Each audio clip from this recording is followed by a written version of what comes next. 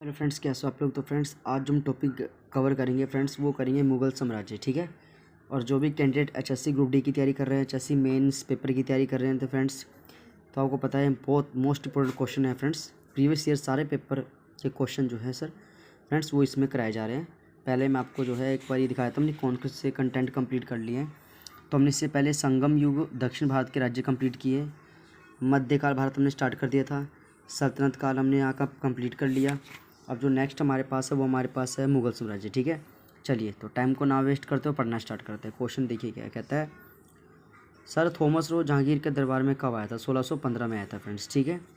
अकबर ने मनसबदारी प्रणाली कब शुरू की थी? तो ये 1571। अकबर ने मनसबदारी प्रथा 1571 में स्टार्ट की थी फ्रेंड्स।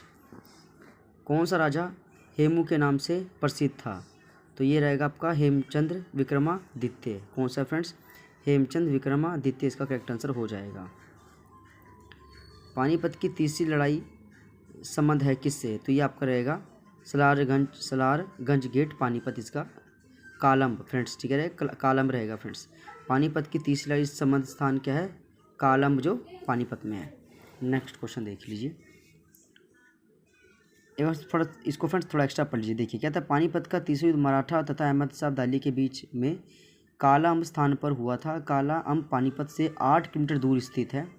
यहीं पर सदाशिव राव ने पानीपत की तीसरी लड़ाई में अपनी सेना का नेतृत्व किया था और ये युद्ध 1761 में हुआ था फ्रेंड्स। ठीक है, 14 जनवरी 1761 जो है युद्ध लड़ा गया था। पानीपत का तीसरा युद्ध कालम्ब में लड़ा गया था फ्रेंड्स। भक्त व संगीतज्ञ सूरदास किसके समकालीन थे? तो अकबर इसका करेक्ट आंसर हो जाएगा। और 26 में बाबर इब्राहिम लोदी के बीच में प्रसिद्ध युद्ध का क्या नाम था? जो बाबर और इब्राहिम वो था पानीपत का युद्ध फ्रेंड्स। ठीक है। किसने इलाहाबाद शहर की स्थापना की थी? तो ये रहेगा आपका अकबर ने इलाहाबाद शहर की स्थापना की थी।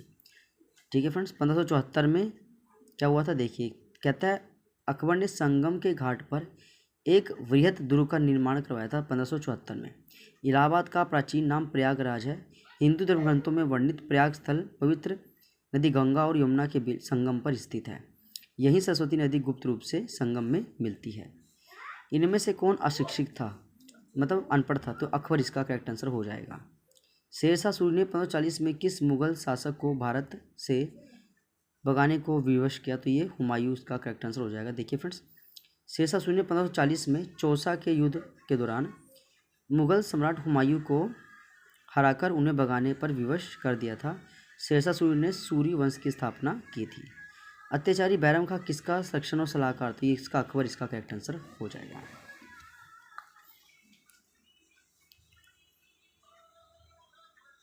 बैरम खां अकबर के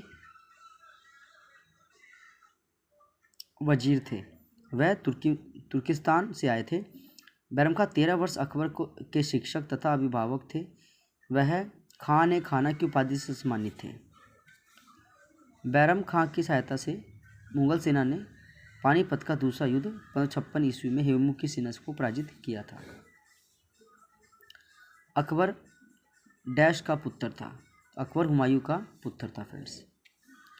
टोडरमल ने किस मुगल सम्राट के शासन के दौरान भू राजस्व की शुरुआत की थी? अकबर इसका करेक्ट आंसर हो जाएगा। निम्नलिखित शासकों को भारत में शासन करने का सही क्रम में बताना है फ्रेंड्स। सबसे पहले कौन आया, फिर कौन, इस हिसाब से। तो सबसे पहले फ्रेंड्स कौन आया, इसका करेक्ट आंसर बताइए। सबसे पहले आपका इल्तुतमिश रहेगा। इल्तुतमिश के बाद अलाउद्दीन खिलजी, फिर शेरशाह सूरी, लास्ट में अकबर इसका करेक्ट आंसर हो जाएगा। एक बार देख लीजिए, शेरशाह सूरी 40 से 45 से 5 साल, अकबर 56 से 1605, 1556 1605, और अलाउद्दीन खिलजी 1296 से 1316, इल्तुतमिश 1211 से 1236। दिल्ली गद्दी पर बैठने वाला अंतिम हिंदू शासक कौन था? इसका हेमचंद्र करेक्ट आंसर हो जाएगा। भारत का अंतिम मुगल सम्राट कौन था?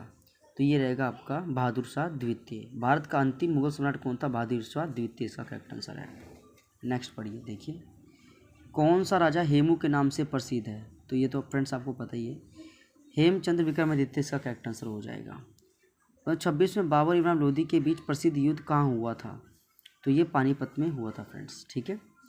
डैश की सहायता बाबर द्वारा 26 में इब्राहिम लोदी को हराने के बाद हिंदुस्तान की सियासत पर विजय की स्मृति में की गई थी। काबली बाग मस्जिद की स्थापना 5240 में 1526 में इब्राहिम लोदी को हराने के बाद उसकी याद में बनाया था फ्रेंड्स। मतलब एक जो है काबली बाग की स्थापना की थी। किसकी अनुमति से अंग्रेजों ने अपना पहला कारखाना सूरत में लगाया था? तो फ्रेंड्स ये था जहांगीर।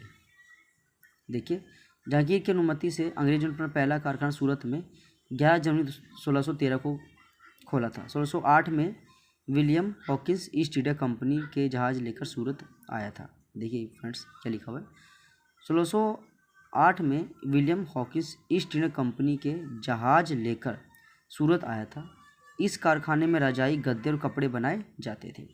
जहांगीर ने रणनीति के तहत ईस्ट इंडिया कंपनी को इजाज़त दी थी। सूरदास निम्नलिखित में से किस मुगल शासक के समकालीन थे? तो इसका अकबर इसका करेक्ट आंसर रहेगा फ्रेंड्स। महाराणा प्रताप डैश के ऐतिहासिक युद्धों में मुगलों के खिलाफ लड़े थे? तो ये हल्दी घाटी का इसका बिल्कुल करेक्ट आंसर हो जाएगा फ्रेंड्स।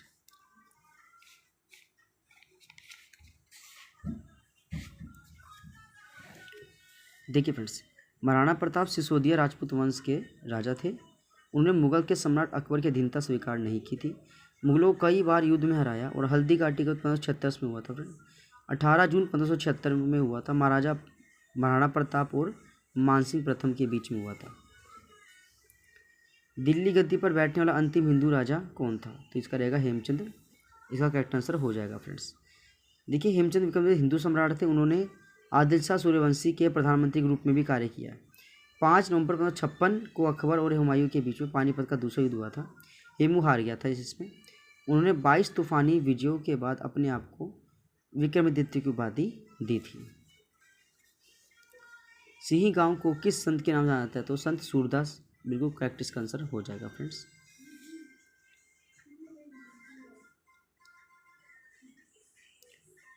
जवाबित का संबंध किससे था? तो ये रहेगा राज्य कानून से। किससे फ्रेंड? राज्य कानून से।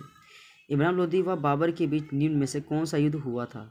तो पानीपत का प्रथम युद्ध। क्या आंसर फ्रेंड? पानीपत का प्रथम युद्ध। देखिए क्या तो क्वेश्चन कहता है, इब्राहिम लोदी और बाबर के बीच निम्न में से कौन सा युद्ध हुआ था? तो पानीपत का प्रथम युद्ध इसका करेक्ट आंसर हो जाएगा फ्रेंड्स।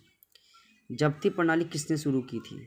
तो फ्रेंड्स ये आपको पता है, जब्ती प्रणाली राजा टोडरमल ने शुरू की थी फ्रेंड्स। ठीक है फ्रेंड्स, थोड़ा सा एक बार आप ये पढ़ लीजिए, इंपॉर्टेंट है। देखिए, अंतिम लोधी सुल्तान इब्राहिम लोदी और बाबर के बीच युद्ध होता 21 अप्रैल 26 में, जिसमें लोधी मारा गया था फ्रेंड्स। फिर खानवा का युद्ध हुआ था 27 में, ठीक है, 1 साल बाद 17 मार्च। बाबर राणा सांगा के बीच, जिसमें बाबर विजयी हुआ। चंदेरी का युद्ध फिर 28, 1 साल बाद बाबर ने मेदिनी राय को हराया था। फिर घाघरा का युद्ध 1529 में बाबर ने अफगानों को हराया था। जब्ती प्रणाली किसने शुरू की थी? राजा टोडरमल। इसका करेक्ट आंसर हो जाएगा फ्रेंड्स। नेक्स्ट देखिए क्वेश्चन, बाबर ने किस युद्ध में जिहाद का नारा दिया था? तो बाबर ने खानवा के युद्ध में जिहाद का नारा दिया था फ्रेंड्स। ठीक है, एक और देख लीजिए फ्रेंड्स आप, चंदेरी का युद्ध 1528 में हुआ था बाबर और मेदिनी राय के बीच, जिसमें बाबर जीत गए थे। घाघरा का युद्ध 29 में हुआ था बाबर अफगानों के, बाबर फिर से जीत गए थे फ्रेंड्स। किस मुगल सम्राट ने पातशाह की उपाधि धारण की थी? तो इसका बाबर इसका करेक्ट आंसर हो जाएगा। बाबर ने गाजी की उपाधि किस युद्ध में प्राप्त की थी? तो यह खानवा का युद्ध। बाबर ने गाजी की उपाधि किस युद्ध में प्राप्त की थी? खानवा का युद्ध में गाजी की उपाधि प्राप्त की थी फ्रेंड्स। किस युद्ध के बाद शेर खान ने शेरशाह की उपाधि धारण की? शेरशाह की उपाधि धारण की, तो ये रहेगा चौसा का युद्ध, 1540 में हुआ था फ्रेंड्स। कन्नौज के युद्ध में शेरशाह ने फिर हुमायूं को हरा दिया और उस राज्य पर अधिकार कर लिया था फ्रेंड्स। ठीक है, देखिए 39 में हुमायूं शेर खां के बीच में चौसा का युद्ध हुआ था। शेर खान ने हुमायूं को पराजित कर दिया। इस युद्ध के बाद शेर खान ने स्वयं को सुल्तान घोषित कर दिया और शेर शाह की उपाधि धारण की। 1940 ईस्वी में कन्नौज के युद्ध में शेरशाह ने फिर हुमायूं को हरा दिया, उसके राज्य पर अधिकार कर लिया। अयोध्या में राम मंदिर तोड़कर मस्जिद किस मुगल शासक के कार्यकाल बनाई गई थी फ्रेंड्स? तो इसका आंसर रहेगा आपका बाबर। अयोध्या में राम मंदिर तोड़कर मस्जिद किस मुगल शासक की? तो इसका बाबर इसका करेक्ट आंसर हो जाएगा फ्रेंड्स। नेक्स्ट क्वेश्चन देखिए, किस मुगल शासक द्वारा आराम बाग बनवाया गया था? तो बाबर ने जो है आराम बाग की स्थापना की थी फ्रेंड्स। बाबर की मृत्यु कब हुई थी? तो ये रहेगा 1530 में। बाबर की मृत्यु कब हुई थी? 1530 में। इसका करेक्ट आंसर हो जाएगा। बाकी फ्रेंड्स अभी बताया था आपको, पानीपत का पहला युद्ध 26 में, खानवा का युद्ध 27 में, चंदेरी का 28 में, घाघरा का युद्ध 1529 में फ्रेंड्स।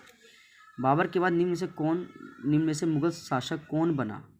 तो जैसे ही बाबर की मृत्यु फ्रेंड्स, फिर उनका जो बेटा हुमायूं जो है राजा बना था। देखिए, बाबर की मृत्यु के बाद उसका बड़ा पुत्र जो था 30 दिसंबर 30 को नसीरुद्दीन हुमायूं भारत का मुगल शासक बना था। कब बना था? 30 दिसंबर 1530 को।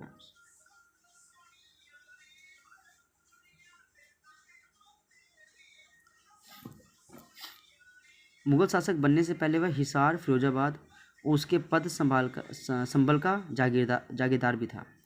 1539 में वह शेर खां से चौसा का युद्ध हार गया। 40 में कन्नौज के युद्ध में शेर खान ने शेरशाह सूरी ने उसे फिर हरा दिया और उस राज्य पर पूरा कब्जा कर लिया। कन्नौज का युद्ध कब लड़ा गया था फ्रेंड्स? तो फिर इसका आंसर रहेगा कन्नौज को 1540 में लड़ा गया था। देखिए, कन्नौज के युद्ध को बिलग्राम का युद्ध भी कहा जाता है। इस युद्ध के परिणामस्वरूप 17 मई 1540 को शेरशाह सूरी द्वारा पराजित हुआ था। इस तरह एक पहला बिहारी मुसलमान दिल्ली गद्दी पर बैठा, क्योंकि बिलग्राम का युद्ध जीतने के बाद शेरशाह ने हुमायूं को भारत छोड़ने के लिए विवश कर दिया था। एक बार दोबारा देखिए फ्रेंड्स, कन्नौज के युद्ध को बिलग्राम का युद्ध भी कहा जाता है।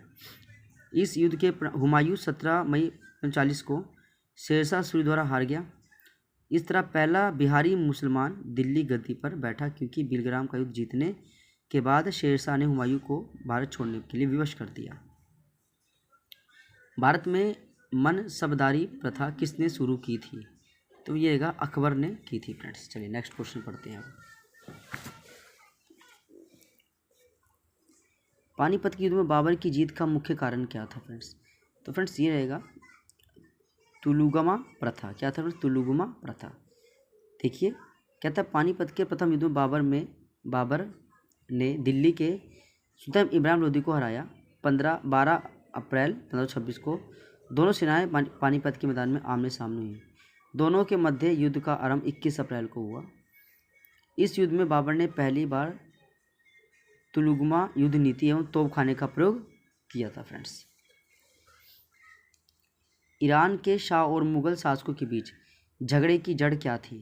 तो ये रहेगा आपका आंसर कंधार फ्रेंड्स। कहता है ईरान के शाह और मुगल शासकों के बीच झगड़े की जड़ क्या थी? तो इसका आंसर है कंधार, इसका करेक्ट आंसर है। मनसबदारी प्रथा कहाँ से ली गई थी? ठीक है फ्रेंड्स, तो ये इसका आंसर रहेगा मंगोलिया से। मनसबदारी प्रथा कहाँ से ली गई थी? मंगोलिया, इसका करेक्ट आंसर है। किस अंग्रेज को जहांगीर ने खान की उपाधि से सम्मानित किया था? हॉकिंस, इसका करेक्ट आंसर है फ्रेंड्स।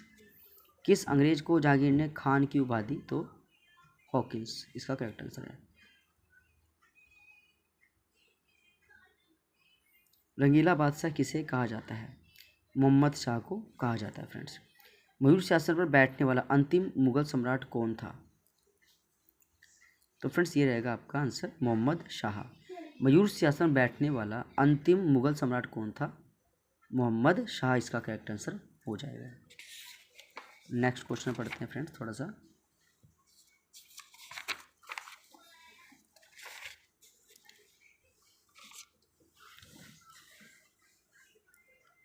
किस इतिहासकार ने शाहजहां के शासनकाल को स्वर्ण युग कहा है? तो इसका रहेगा SR शर्मा।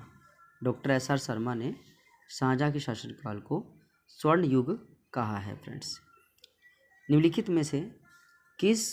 में से कौन मुगल सम्राट द्वारा नियुक्ति बंगाल का अंतिम गवर्नर जनरल था? तो इसका आंसर है मुर्शीद कुली खान। क्वेश्चन क्या है? कौन मुगल सम्राट द्वारा नियुक्त बंगाल का अंतिम गवर्नर था? तो ये था मुर्शीद कुली खान। हुमायूं द्वारा लड़े गए 4 प्रमुख युद्ध सही क्रम में करने हैं आपको। तो फ्रेंड्स सबसे देवरा का, फिर चौसा का और फिर कन्नौज का युद्ध, इसका करेक्ट आंसर हो जाएगा। देखिए फ्रेंड्स थोड़ा इसको पढ़ लेते हैं एडवांस। देखिए, कहता है हुमायूं द्वारा लड़े गए प्रमुख युद्ध का विवरण इस प्रकार से है। देवरा का युद्ध हुमायूं की सेना और महमूद लोदी के सेना के बीच 1532 में लड़ा गया था फ्रेंड्स।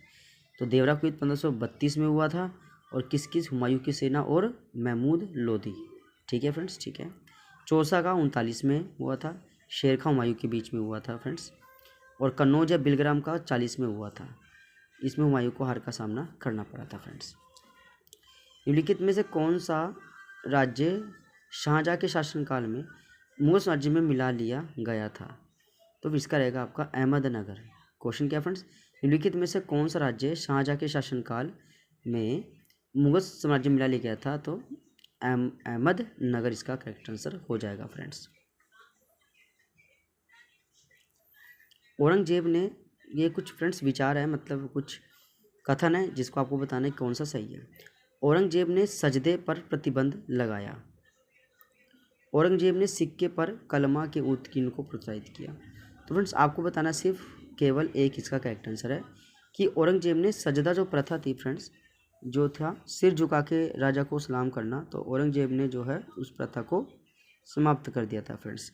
और जो सजदा प्रथा है वो किसने, बलबन ने चलाया था फ्रेंड्स। बलबन ने फ्रेंड्स दो प्रथाएं चलाई थी, एक पाबोस और सजदा। पाबोस क्या था, घुटनों के बल बैठकर फिर पेट के बल लेटकर राजा को सलाम करना, और सिजदा क्या था कि सिर झुका करके राजा को सलाम करना। तो इन प्रथा को जो है औरंगजेब ने समाप्त कर दिया। मुगल काल के संदर्भ में शब्द हासिल से क्या अभिप्राय है? तो भूमि से वसूला गया, एकत्रित किया गया वास्तविक राजस्व, इसका करेक्ट आंसर हो जाएगा। निम्नलिखित में से शेरशाह के प्रशासन की सबसे निचली इकाई का क्या नाम था? तो ये था जागीर। क्वेश्चन क्या है फ्रेंड्स, निम्नलिखित में से शेरशाह के प्रशासन की सबसे निचली इकाई का क्या नाम था? सबसे निचली इकाई का नाम था फ्रेंड्स वो था जागीर, इसका करेक्ट आंसर हो जाएगा। विरजी, बोहरा, मल्ले चेट्टी और अब्दुल गफूर बोहरा की गिनती किस में होती है? तो ये मुगल काल के सबसे अमीर व्यापारी थे फ्रेंड्स, मतलब मुगल काल के सबसे कौन कौन से, विरजी बोहरा, मल्ले चेट्टी और अब्दुल गफूर बोहरा, ये इसका करेक्ट आंसर हो जाएगा फ्रेंड्स।